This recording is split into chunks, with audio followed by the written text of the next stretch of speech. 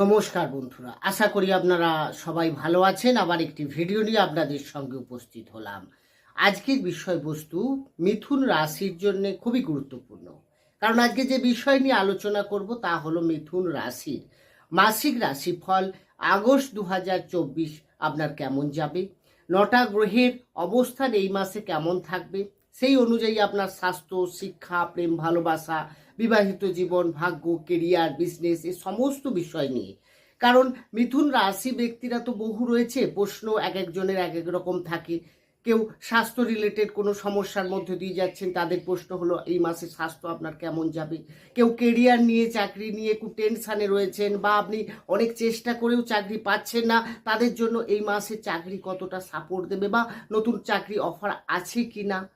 তো ভাগ্য এই মাসে কেমন সাথ দেবে আপনার, বা কোনো গুরুত্বপূর্ণ কিছু করতে যাচ্ছেন, এই মাসটা কি আপনার ঠিকঠাক হবে, এই সমস্ত বিষয় আমি এই ভিডিওর মাধ্যমে আলোচনা করব। তাই বন্ধুরা, যারা মিথুন রাশির জাতক বা জাতিকা রয়েছেন, মনোযোগ সহকারে ভিডিওটি কিন্তু প্রথম থেকে শেষ অবধি দেখুন। দেখার পর যদি আপনার ভালো লাগে, পারলে চ্যানেলটিকে সাবস্ক্রাইব করে আমাদের সঙ্গে থাকতে পারেন।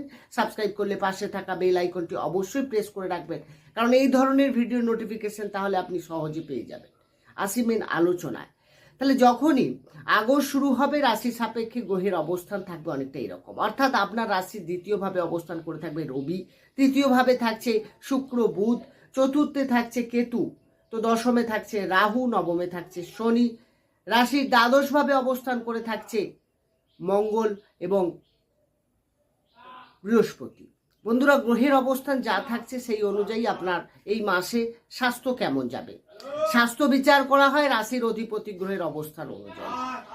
রাশির মালিক হচ্ছেন কে না, রাশির মালিক হচ্ছেন বুধ, যে কিনা আপনার রাশির সাপেক্ষে তৃতীয়ভাবে গোচর করে আছে। 22শে আগস্ট সে কিন্তু বক্রী হয়ে আবার দ্বিতীয়ভাবে চলে আসবে। তো বন্ধুরা, বক্রী হওয়াটাও যেমন খারাপ, আবার থার্ড হাউসও কুণ্ডলী শুভ নয়। আপনার দৌড়ঝাঁপ, ভাগদৌড়ের জন্য কি হবে, আপনার অনেক সময় টার্গেট বা চাপ বেশি মনে হতে পারে। তার সঙ্গে সঙ্গে আপনার স্কিন রিলেটেড পঞ্চমপতি শুক্র, সেও থার্ড হাউসে আছে, স্টমাক রিলেটেড কিছু সমস্যা এগুলো কিন্তু আপনার দেখা যাবে, গ্যাস্ট্রিকের কিছু সমস্যা আসতে পারে। তো বন্ধুরা, এই বিষয়ে আপনাকে একটু বেশ নজর রাখতে হবে। স্বাস্থ্য নিয়ে এই মাস কিন্তু তেমন একটা ভালো নয়। এরপরে যে বিষয়ে আসবো সেটা হচ্ছে আপনার শিক্ষা। শিক্ষা বিচার করা হয় পঞ্চম ভাব থেকে। পঞ্চমের অধিপতি গ্রহ শুক্র, যে কিনা থার্ড হাউসে আছে 25শে আগস্ট পর্যন্ত। তো বন্ধুরা, 25শে আগস্ট পর্যন্ত শিক্ষার ক্ষেত্রে কিন্তু একটু সমস্যা আছে। বিশেষ করে থার্ড হাউস মানেই হচ্ছে অনলাইন জিনিসের উপরে আকৃষ্ট হওয়া, গেম। বাচ্চারা অনেক সময় মাইন্ড ডাইভার্ট হতে পারে। আপনার মনটা নিজের মধ্যে, পড়াশুনোর মধ্যে না থেকে অন্যদিকে ধাবিত হতে পারে। এ বিষয়ে আপনাকে অবশ্যই নজর রাখতে হবে, বেশি পরিশ্রম করতে হবে। এ মাসে এক্সাম থাকলে আপনার চাপটা অনেক বেশি হবে। এক্সাম থাকলে পরীক্ষার প্রশ্ন অনেক সময় অনেক কঠিন হতে পারে। এই বিষয়ে কিন্তু আপনাকে আগে থেকে প্রিপারেশন নিতে হবে। সুতরাং শিক্ষা নিয়ে এই মাসে কিন্তু যথেষ্ট চিন্তার কারণ রয়েছে। এরপরে আসবো প্রেম ভালোবাসা। একইভাবে পঞ্চম থেকে প্রেম ভালোবাসা বিচার করা হয় পঞ্চমপতিকে না, পঞ্চমপতি শুক্র যে থার্ড হাউসে আছে। প্রেমের ক্ষেত্রে কিন্তু থার্ড হাউসের শুক্র অনেকটা পজিটিভ ফল দেবে, অর্থাৎ দুজনের মধ্যে কিন্তু তালমিল এবং নতুন করে প্রেমে পড়া বা প্রেমের ক্ষেত্রে আপনি কাকে প্রপোজ করা এগুলো হতে পারে। কিন্তু শনির দৃষ্টি, হ্যাঁ, বক্রী শনির দৃষ্টি কিন্তু আপনার অবশ্যই পঞ্চমপতির উপরে থাকবে। সেই কারণে আপনার যে সামনের ব্যক্তি থাকবে তার মধ্যে অ্যাটিটিউড, তার মধ্যে ক্রোধ এগুলো থাকবে, এবং আপনার মধ্যে ডোমিনেটিং যে নেচার, এটা কিন্তু আপনার উপরে অনেকটাই পরিলক্ষিত হবে। আপনাকে নিজেকে কন্ট্রোল করতে হবে। এবং 25শে আগস্টের পর কিন্তু আবার প্রেমের ক্ষেত্রে আবার অনেকটা আগের মতো, মানে ঠিক হয়ে যাওয়ার অনেক সম্ভাবনা রয়েছে। এরপরে যে বিষয় আসবো সেটা হচ্ছে আপনার বিবাহিত জীবন। বিবাহিত জীবন বিচার করা হয় সপ্তম ভাব থেকে। সপ্তমের অধিপতি গ্রহ বৃহস্পতি, যে কিনা আপনার রাশির দ্বাদশে অবস্থান করে থাকবে পুরো মাস। দ্বাদশ ভাব অবশ্যই আমাদের অশুভ। তাহলে দ্বাদশে যখন সপ্তমপতি গোচর করছে, সেক্ষেত্রে আপনার যে লাইফ পার্টনার আছে তার সঙ্গে আপনার যেমন তালমিলের অভাব হবে, মিসআন্ডারস্ট্যান্ডিং হবে, ছোট ছোট বিষয় নিয়ে সে রাগ দেখাবে বা আপনার সঙ্গে দূরত্ব বাড়বে, এটা যেমন থাকছে, তার সঙ্গে সঙ্গে আবার লাইফ পার্টনারের হেলথের ইস্যু কিছু আসতে পারে, এ বিষয়ে আপনাকে নজর রাখতে হবে। বিবাহের ক্ষেত্রে যারা বিয়ে হয়নি বা অবিবাহিত রয়েছেন তাদের ক্ষেত্রে এই মাস কিন্তু খুব একটা ভালো নয়।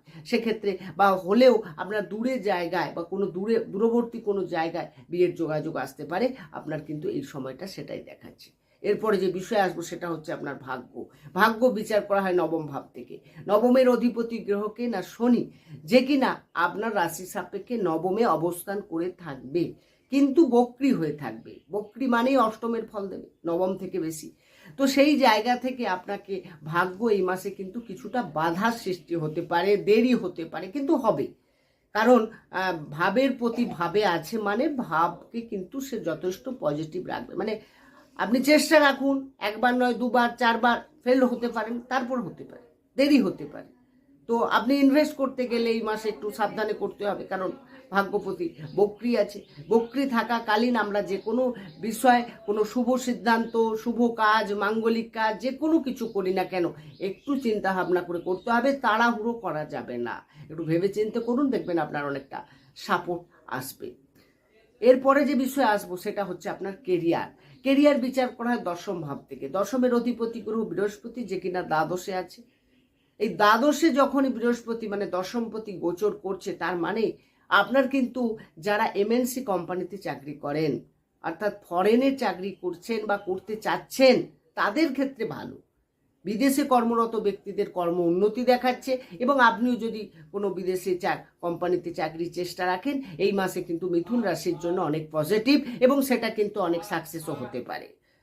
আর বর্তমানে যেহেতু দশম ভাবে রাহু থাকছে, তার মানেই হচ্ছে আপনার কিন্তু দশমে মানে কর্মের জায়গায়, সেখানে আপনার কর্ম পরিবর্তন করার একটা স্কোপ থাকবে, এবং আপনি পরিবর্তন করতেও চাইবেন। কর্মে একটু আনস্যাটিসফ্যাকশন থাকবে, আপনাকে আরও চেষ্টা করতে হবে, টার্গেট থাকলে আরও বৃদ্ধি পাবে, এবং সেখানে আপনি অ্যাচিভ করার জন্য আপনি কিন্তু ঝাঁপিয়ে পড়বেন।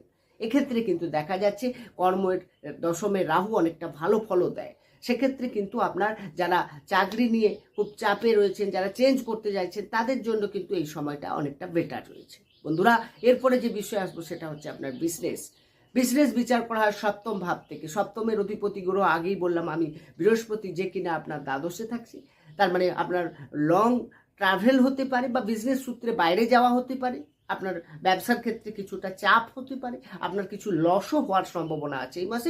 এই বিষয়ে আপনাকে একটু সাবধানে এগোতে হবে। বন্ধুরা, এই আলোচনা কিন্তু রাশিভিত্তিক আলোচনা, কারণ জন্মকালীন গ্রহের অবস্থান তো আমার কারো জানা নেই। তো সেক্ষেত্রে এটা ওভারঅল আপনার মিথুন রাশির যে গ্রহের অবস্থান থাকবে, সেই অনুযায়ী বিভিন্ন সেক্টরের মানুষদের কি কি রেজাল্ট দিতে চলেছে বা গ্রহে কি কি ফল দেবে, সেটা আমি আলোচনা করলাম। পার্টিকুলার যদি আপনি আপনার বিষয়ে জানতে চান, সেক্ষেত্রে কিন্তু আপনি অবশ্যই আমার ডেসক্রিপশনে নম্বর রয়েছে, সেখানে গিয়ে যোগাযোগ করুন। আমি চেষ্টা করবো আপনার প্রশ্নের উত্তর দিতে। বন্ধুরা, ভালো থাকুন, সুস্থ থাকুন। দেখা হবে অন্য একটি ভিডিও নিয়ে। নমস্কার।